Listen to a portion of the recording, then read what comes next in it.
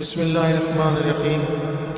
حضرت انس بن مالک رضی اللہ عنہ سے روایت ہے، رسول اللہ صلی اللہ علیہ وآلہ وسلم نے فرمایا، جنت میں ایک بازار ہے جس میں وہ اہل جنت ہر جمعہ کو آیا کریں گے، تو اس روز شمال کی ایسی ہوا چلے گی جو ان کے چہروں پر اور ان کے کپڑوں پر پھیل جائے گی۔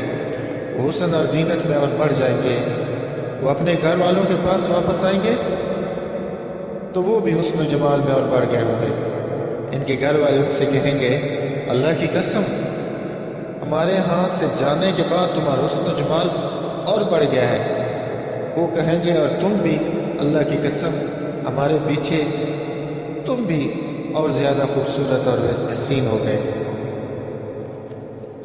جریر نے عمش سے، انہوں نے ابو سفیان سے، اور انہوں نے حضرت جابر رضی اللہ عنہ سے روایت کی، کہا، میں نے نبی صلی اللہ علیہ وسلم کو یہ فرماتے ہوئے سنا، اہل جنت وہاں کھائیں گے اور پئیں گے، لیکن نہ اس میں تھوکیں گے، نہ پیشاب کریں گے، نہ رفع حاجت کریں گے، نہ ناک سینکیں گے۔